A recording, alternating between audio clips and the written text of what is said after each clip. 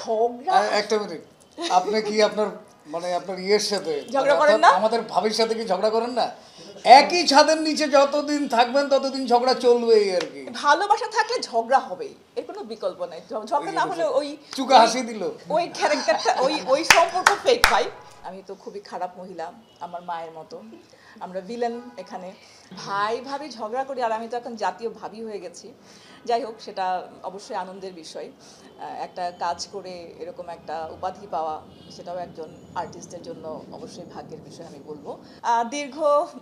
দীর্ঘ না, ছোট্ট বিরতি বলবো, বাট দর্শকদের এত এত কমেন্টে মনে হচ্ছে এই বিরতিটা বিশাল বড় ছিল। যে কোনো একটা ছবি পোস্ট করলে কোথাও আমি ঘুরতে গেছি, খেতে গেছি, আপনি ঘুরে বেড়াচ্ছেন, দেনা পাওনা কোথায়, দেনা পাওনা দিচ্ছেন না কেন, মানে পারলে মারতে আসে আর কি, কেন দেনা পাওনা দিচ্ছি না। তো এত বিরতির পর, মানে দীর্ঘ প্রতীক্ষার পর আসলে আবারও আমরা কাজ শুরু করেছি। ইতিমধ্যে দেনা পাওনা অন এয়ারও যাচ্ছে, আপনারা নিশ্চয়ই দর্শকরা দেখতে পাচ্ছেন। আর আমার কাছে সবসময় মনে হয় যে অপেক্ষার ফল সবসময় মধুর হয়। তো আরও অনেক মজার মজার গল্প নিয়ে অবশ্যই আপনাদের সামনে আমরা হাজির হচ্ছি।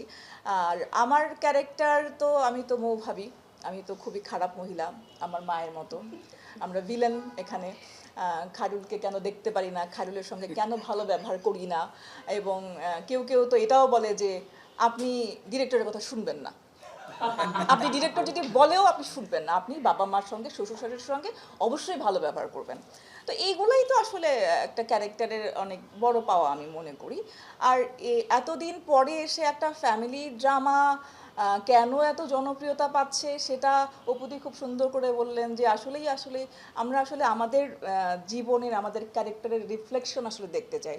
যখনই ওই ক্যারেক্টারের সঙ্গে আমার ক্যারেক্টারের কিছুটা মিলে যায়, কোনো গল্পের সঙ্গে, কোনো কাহিনীর সঙ্গে যখন মিলে যায়, তখন আমরা খুব খুব সহজে এটা কানেক্ট করতে পারি, তখন আমরা খুব সহজে এটাতে ঢুকে যেতে পারি, ওই ইমোশনটা আমাকেও ছুঁয়ে যায়। সেই কারণেই হয়তো বা দেনা পাওনা মানুষের হৃদয় এতটা ছুঁয়ে গেছে, এটুকুই বলবো। আর জানি না ভাবির ভালো হওয়ার কোনো পসিবিলিটি আছে কিনা, সেটা ডিরেক্টর জানে।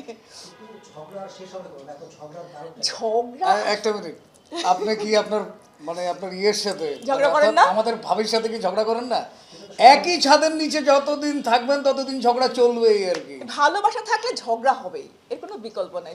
ঝগড়া না হলে ওই চুকা হাসি দিল। ওই ক্যারেক্টারটা ওই সম্পর্ক ফেক ভাই।